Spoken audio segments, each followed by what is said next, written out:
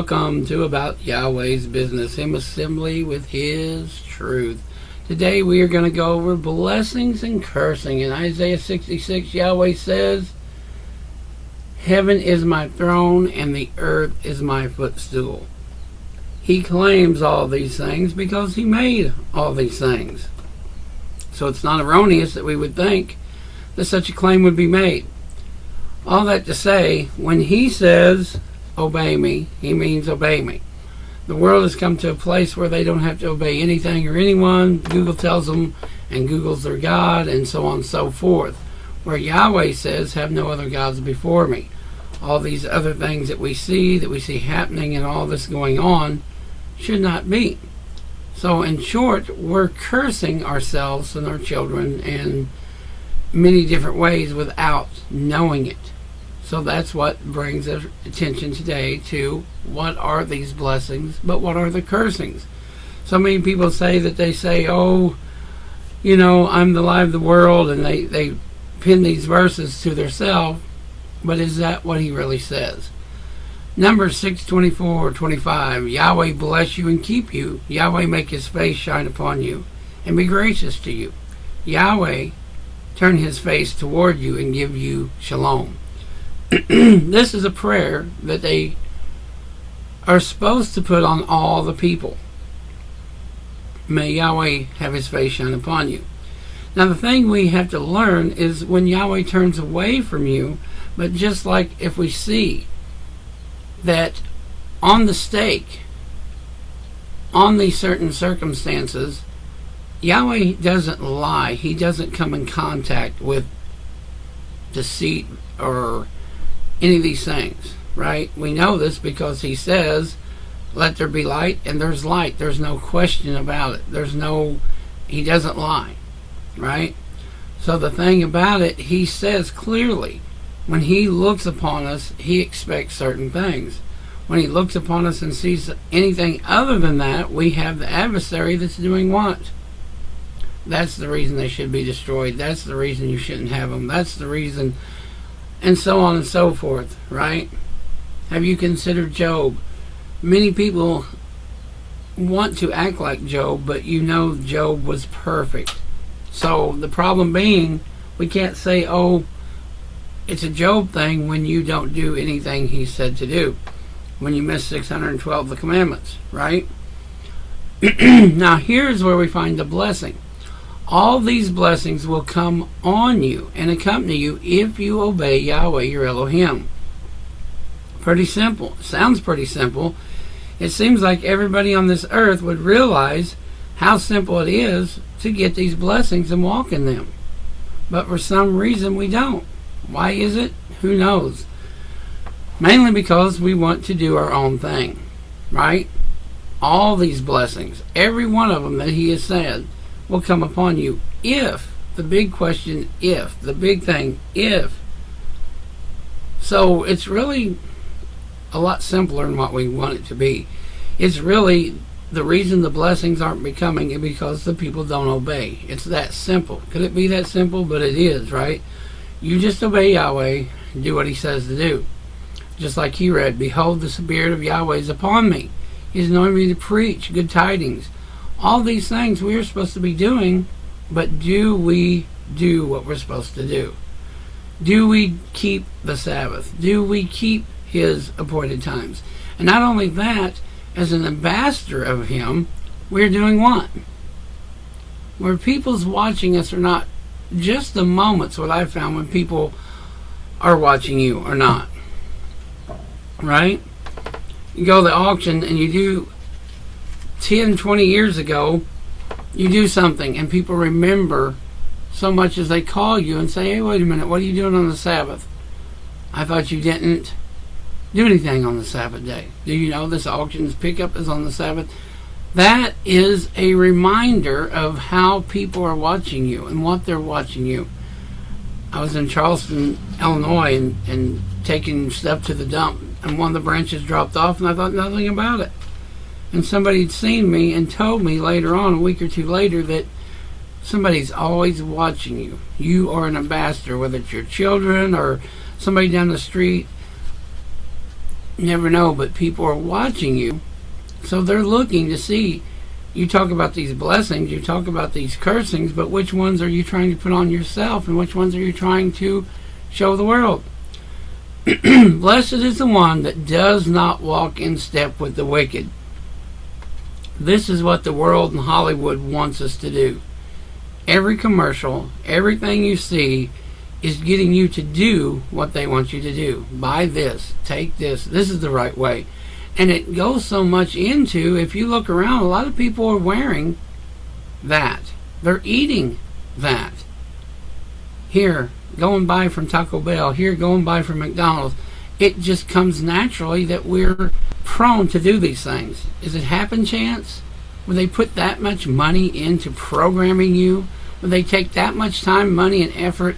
You know, the commercials on Super Bowl are some of the most expensive commercials ever made by man. How? Because they know most of the world's watching. Most of America's watching this game. Therefore, they're putting millions of dollars to try to convince you to go and eat and buy their product. And we know, biblically, modernly, scientifically, factly, most of this stuff is garbage. Most of the stuff, even in other countries, Germany, is not food, is illegal. Blessed is the one who does not walk in step with the wicked, or stand in the way that sinners take, or sit in the company of mockers, but whose delight is in the law of Yahweh, and who meditates on his law day and night. Now, a lot of people say, well, you know, who wants to sit around and do this? But how many people get on Facebook and all these other things, and they do some of the dumbest things, and they're wasting their life? What we need to do is understand eternity is what we're going to be facing. No matter how old you live, whether you're 80 or 120 or 17 or 27 or 32, however many years you get, you're dealing with eternity right here and now. So whatever you put those treasures up, and it always astounds me that these people are on these things for hours and hours and hours, and all they do is gripe and complain and make fun of each other and talk about each other. And think about what the Creator thinks about that. Think of how much time and something more spent in just wasting your day and your night, and there's nothing good comes of it. Have you ever talked with somebody for 8 hours and mocked them and complained, and they come out to be your best friend? But whose delight is in the law of Yahweh, and who meditates on his law day and night? Wouldn't that be time better spent? You know what, Yahweh, what about this law? What about this? What about that? What about this? What about... And there's people that do this and spend hours and hours and hours and hours making videos and making things and trying to help the world. But very few, because they're the ones that get mocked. They're the ones that get made fun of. Everybody else is over here in Nike world and all this, right? That person is like a tree planted by streams of water, which yields its fruit in season, and whose leaf does not wither. Whatever they do prospers. You ever wonder why everything you do doesn't prosper? You ever look at your life and wonder why it's so messed up? It's the life you're living. It's exactly what you're doing. It's what you are doing. And sadly, as we went over before, you are being blamed just like we're all being blamed for Adam. Adam and Eve is why we die. That's just the way it is. We can like it, hate it, take it, but it still doesn't stop people from dying. We can say what we want about it, but because of their sin, everyone dies. Because of what one disobedience. Can you imagine having that on your shoulders? Can you imagine if Eve is around, if Adam is around, saying, wow, all these millions of people would still be alive. There would be no death, all these things. So it makes you question, where did they really go? Where are they really at? Because there is no real scripture of them being appeared anywhere. We have Moses, we have Elijah, we know about Enoch, but there's not one scripture that says Adam. And the only thing I think it talks about the second Adam is Yeshua. He removed the sin. So that's why we can live eternally. Every good and perfect gift is from where? Yeah. Every good and gift is from above, coming down from the Father of the heavenly lights, who does not change like shifting shadows. And this is what we got to see. We look at things the way well, I don't think this and I don't like that, but everything he does is perfect, and it's perfect within the realm. You know what someone else is, having an environment, any type of environment, whether it's 10 people or 100,000 or 100 million, if you let them people live, break, and think on their own, they're going to do horrible things that we've seen. All through history, we see people rape, murder, kill, and do all kinds of things to each other, right? And that's why we have the law. That's why we have the government the way it should be according to Yahweh. It's why people beg for a king, and he gave them a king. And he tries to put order, but as soon as this perfect world comes apart, it becomes a very imperfect, very hated place. And the problem being, instead of us trying to get back to that, we humans try to push with everything in our being to be hateful and to be mean and to be selfish. If we're not careful, if we think about it, we're worried about what we're doing as opposed to what someone else is doing most times. And we know that the gifts from above is from Yahweh. So even those things are a blessing that we could share with others. Now, I'm not saying you give all your stuff away, because we all know that's not the way it works either. But be thankful for what you get. Be thankful, even if it's a meal, even if it's gas money. If it's I'm thankful somebody gives me a cup of coffee. Traveling before, and I'm thinking, you know, if this is really his will, and somebody go and give you coffee. That's, praise Yahweh. It's amazing, just the little things. But if you don't appreciate the little things, how you ever appreciate anything big? You think you deserve it. I know that there's nothing better for people than to be happy and to do good while they live. He knows, right? He wants us to be happy. He wants us to live a happy life. But it's our bad decisions that make our life. And then people point their finger and say, well, why did he let anybody do anything? Why did he let Adam eat that? Why did he let... But if he wouldn't have, then there wouldn't be none of us. You can't understand. You just can't say, I'm going to take out evil, because then nobody would exist. And if you don't think so, have you ever did anything evil? You ever stole? You ever done... One thing, that's it. There's no recompense. So you have to understand what he's dealing with. People say, well, a good God or a good this, he is a great Elohim. And therefore, we're still living, we're still breathing, we still have another chance. Even if people in prison now are people that's doing something, don't think they did anything wrong. Well, guess what? Maybe one day they'll come to realize that they did. Mm-hmm. That each of them may eat and drink and find satisfaction in all their roe, all their toil. This is the gift. That's the gift of Yahweh. Did you understand what he just said there? I know there's nothing better for people to be happy. He knows. He wants you to be happy. He wants you to be blessed. He wants all these things, but if he gave it to most people today, it'd be gone tomorrow. They wouldn't care. They wouldn't know. It'd be gone. Here's this person that will, and cheat on them and beat on them and treat them bad, and they'd leave. Right? Mm-hmm. Ain't too many people going to put up with certain kinds of things. They're just not, especially righteous.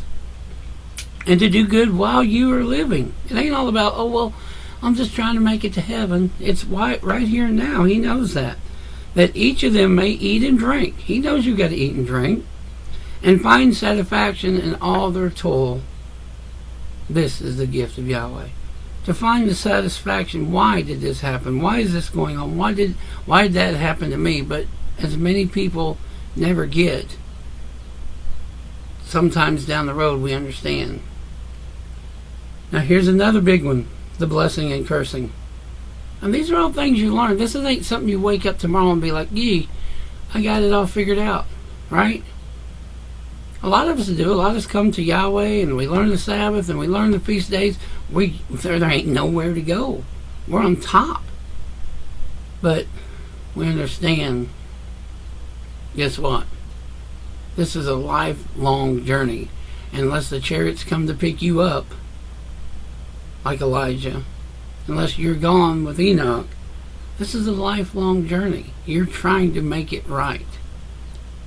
The tongue has the power of life and death, and those who love it will eat its fruit. How many times you ever say something? I've even been in churches and heard pastors pray for people, and as soon as they get done praying, said, oh, they're going to die anyway. Wow. Why'd you pray for them then? What was the whole point? You sat in front of a congregation, prayed for someone, and then said they're going to die anyway. Life and death is in the tongue. It just tells us that. The words of the reckless pierce like swords. We see this all the time.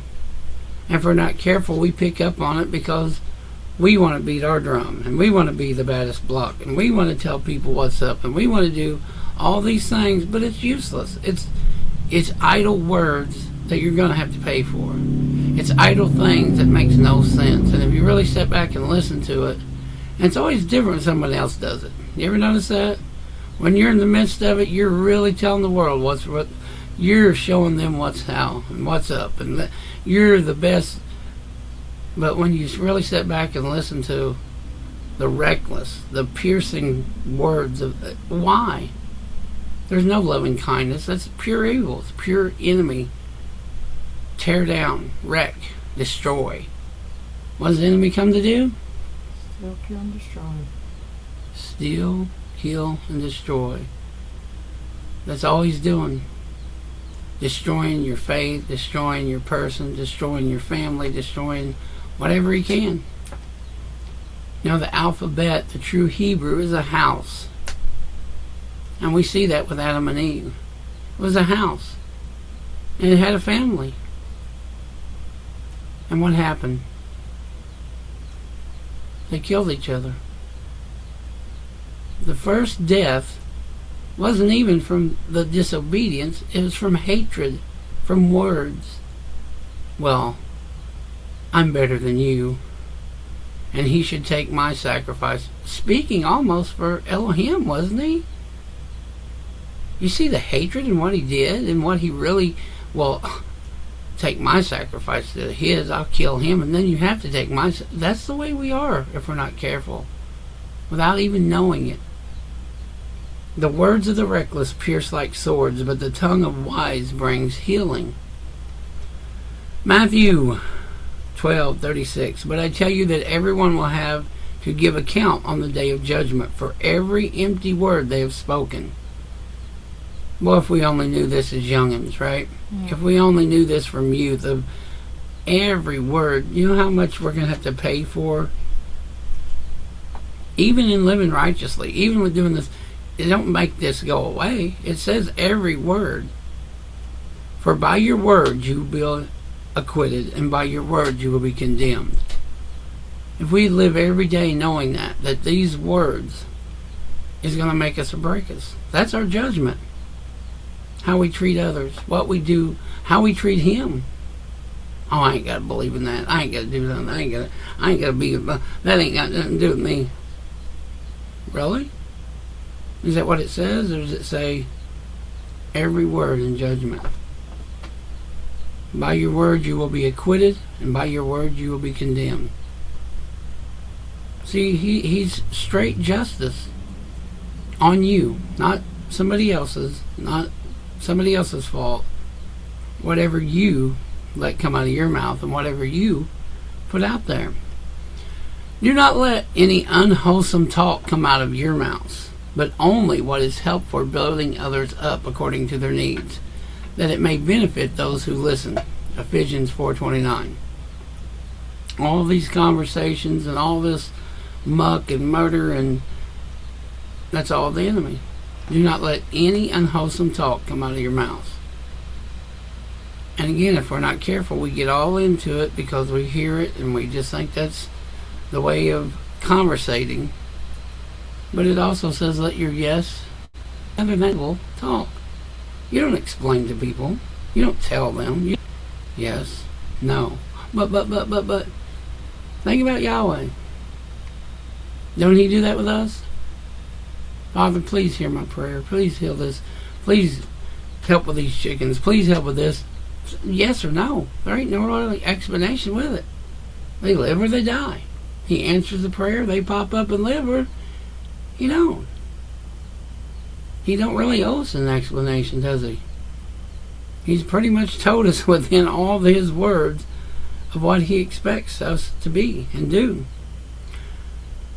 Let your conversation always be full of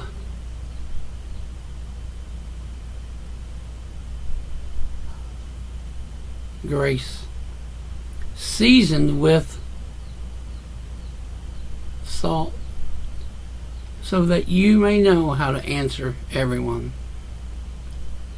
If we're not careful, when you get into conversation, people pretty much know you're just an angry bird or you're not.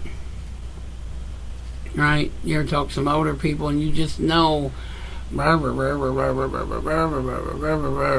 I just want the car keys. I mean, does it have to be this 30-minute lecture? You know, let your conversation always be full of grace, seasoned with salt, so that you may know how to answer everyone. We're supposed to be so much into these blessings that we know how to answer, that we know right from wrong, that we're showing them, again, the way. Deuteronomy 30:19. You ready for this one? This day I call the heavens and earth as witness against you, that I have set before you life and death. If we would just take these verses to heart, He's saying, this day I call the heavens and the earth as a witness against you, that I have set before you life and death, blessings and cursings. Now choose life. That's not just a suggestion, that's a commandment. You know that, right? When He says obey me, when He says choose life, it's not, well, I'm making a suggestion here. It's a commandment. That's another thing. If you don't choose life, then you're disobeying Him. So that you and your children may live, and that you may love Yahweh your Elohim. Listen to His voice and hold fast to Him, for Yahweh is your life. You know, many years ago, my dad's on my property, and he was working on a truck, and he said an angel came and told him to get his house in order. This is probably 30 years ago, maybe more. And he said he knew it was an angel because it appeared, said get your house in order, and then just went on. Now we see time as like right now, right? If most people heard that, they would say right now. Since that time, my mama got colon cancer. He lost his house. So obviously, these warnings that He tells us to do are not just a tomorrow warning. It's a warning that may be 30, 40 years in the calling, but within those, what do you do? The point I'm trying to make is you're talking about your children, right? Now choose life so that you and your children may live. And I know there's a lot of heinous things that's happened in life. I know there's a lot of things that people have had happen. But it's never ever Yahweh's will, and nor has it ever been, just like from the garden. He never tricked them. He never played a game on them. He never said, hey. He definitely said, you eat from this tree, surely you'll die. Don't even look at the tree. They weren't even supposed to look upon it. So what I'm saying here is what the Word's saying. When you choose life, it chooses that for your children. You're doing things for you, ultimately for Yahweh, because He said so. But out of your obedience, you're doing that. So if you flip that the other way, it can only go the other way. That's the only way it can be. It can't be, okay, well, I'm going to keep the blessings, and Well, if you don't keep the blessings, then what does that bring? Death and cursing, right? You can't have both. You can't have your cake and eat it too in this situation, so to speak. He's telling you, if you don't choose life, if you don't obey me, if you don't do what I say, I'm going to cut you off. I'm going to cut your children off. And, I mean, what more? What's the worst thing we can see in life? What's the worst thing you could ever see that I know of? Losing your child or having something happen. And I would even submit that having something happen to your child could be worse than losing the child. Having your child maimed or something for a lifelong, you know they know for life that happened. Forever. That's almost, to me, almost worse than losing, because at losing, you lost. It's over. You can almost kind of go on. But something heinous, something horrible, you know what I'm saying? But we don't have to be that way. We can be obedient and have those blessings. But well, how come everybody else and how come this? Because we see clearly, he says what you do and what's going to happen. Do what? Galatians 6 and 7. See if you can do this one. Do not be deceived. Right? Why would you think he would say that? Because a lot of people are going to be deceived, right? It says clearly, do not be deceived. Yahweh cannot be mocked. You realize that? A man reaps what he sows. So again, you're not going to go and have an evil, terrible life and be blessed. You might be blessed with the godly world.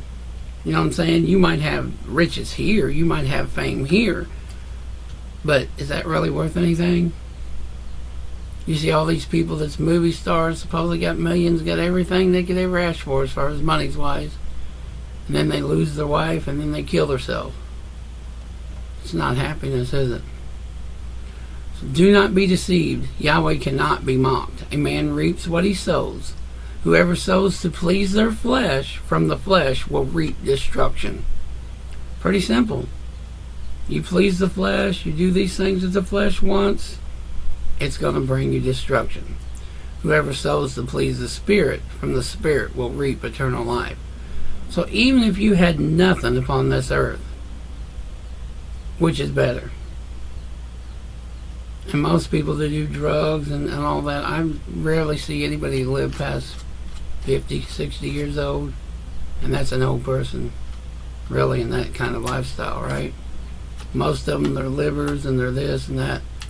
So, we'll even say 70, 60, 70.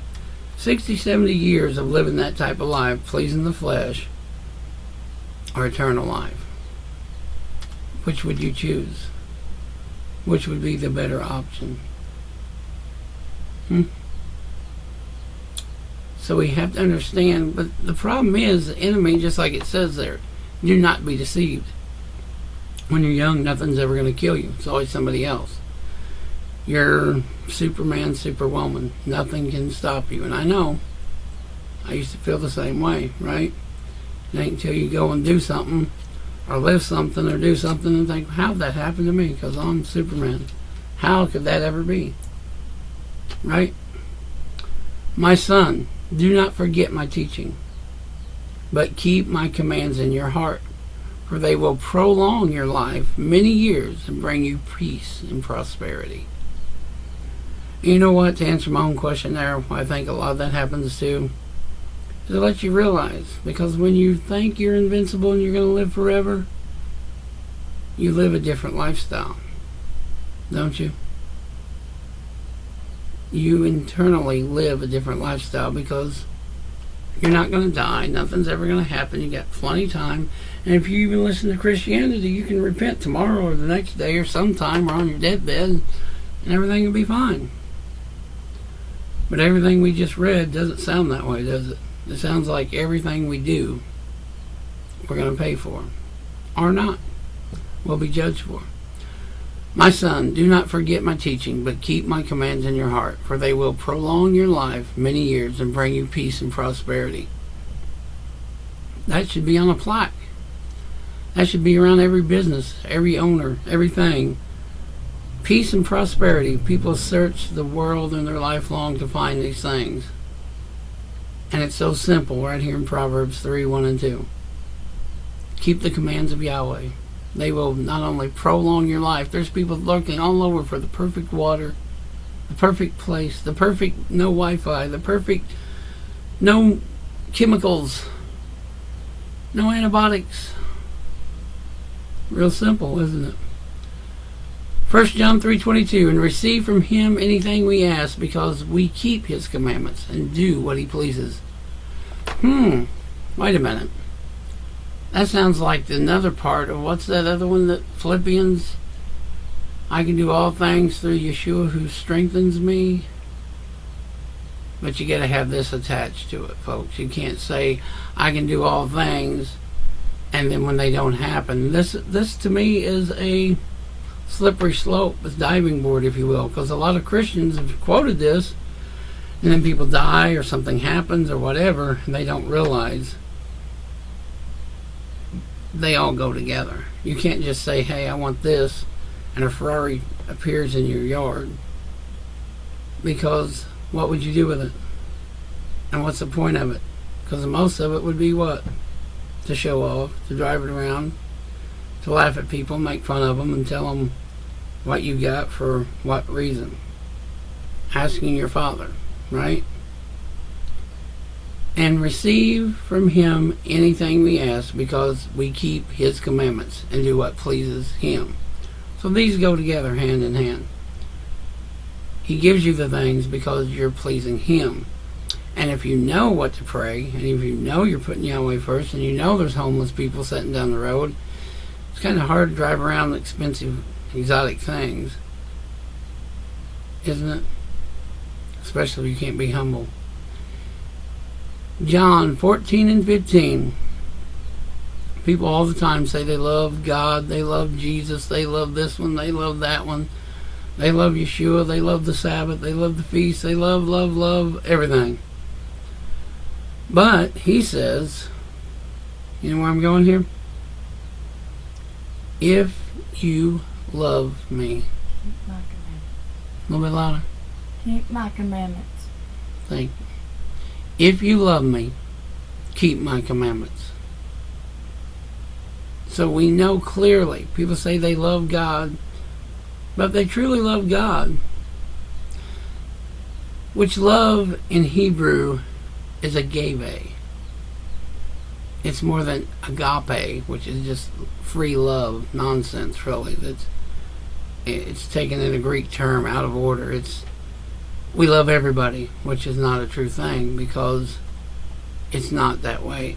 Agave is a love that you will lay down your life for, a love that you will go to any lengths for, such as Yeshua did.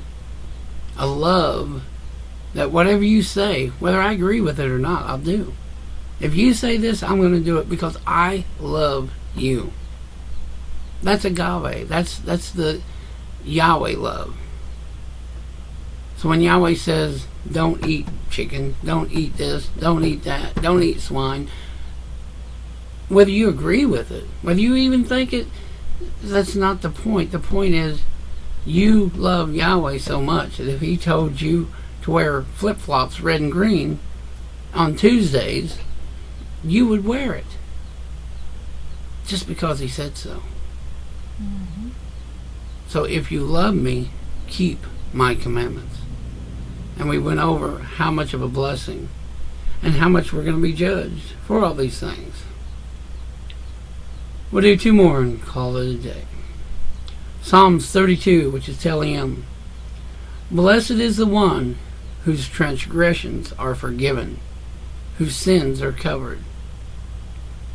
This is when we go get immersed. This is when we put everything to Yahweh and we say, Father, I didn't even know. You know, there's people that didn't even know about the Ruach in the Bible. There's people that didn't know they need to be immersed. There's people that didn't know these things. If you didn't know, you didn't know. But when they found out, when it pricked their heart, if you will, when it got to them, and they just believed into what Yahweh said. That's the transgressions. That's the things being covered. And remember, there's only one unforgivable sin, which is Blasphemy. Which is what? Speaking against the Ruach, knowing the Ruach. There's people out there that speak against things that they don't even know what they're talking about. They're just running their mouths. They don't know nothing about Yahweh, but they'll run their mouth. But when you know better, when you've seen him heal, when you've seen him do, when you've seen him personally take care of you, and then you go and say something stupid, that's the blasphemy. Last one. Blessed are the poor in spirit, for theirs is the kingdom of heaven. Blessed are those who mourn, for they will be comforted. Blessed are the meek, for they will inherit the earth. Blessed are those who hunger and thirst for righteousness. There's just something about all this that, you know, when you've been through anything, you can understand what he's talking about. If you ain't ever been through nothing, if you're just born with that gold and silver spoon in your mouth, and you don't get any of this. But the poor in spirit, you know, you ever been poor in spirit? You ever hurt? You ever wondered? You ever just cried out to Yahweh and wondered what in the world is going on in your life? Poor in spirit, for theirs is the kingdom of heaven. And again, there's nothing in this life that's worthy. There's nothing that even compares to eternity with Yahweh, with Yeshua, with the saints. Could you imagine the eternity of perfectness? I know we have heartaches here. I know there's things that happen here. I know there's many things that we may never even understand until we get there.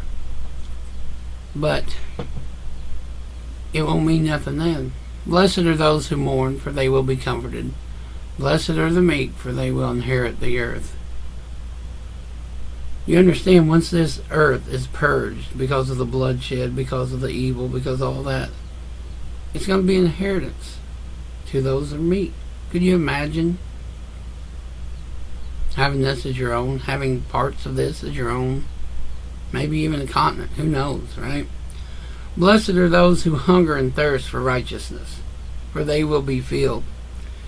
Again, if you really want to know the truth, and you pray for the truth, and you're really seeking for righteousness, he'll tell you. He's a good Elohim. For they will be filled. Blessed are the merciful, for they will be shown mercy. Blessed are the pure in heart, for they will see Yahweh. Wow. Blessed are the peacemakers, for they will be called the children of Elohim. Blessed are those who are persecuted because of righteousness, for theirs is the kingdom of heaven.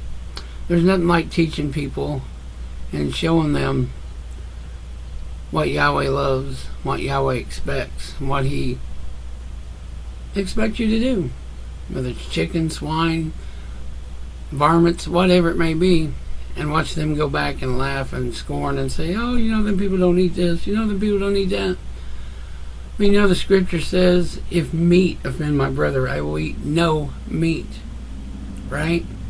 So it's funny how people go and mock and make fun and play games. But really, what are they doing? Putting more blessings for you. So, questions, comments, be blessed.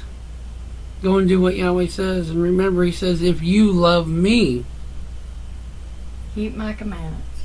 Thank you for listening. Thank you for being a part. Until next time, may Yahweh bless you. May his countenance shine upon you. And may he grant you shalom. Shalom. Yahweh bless you all.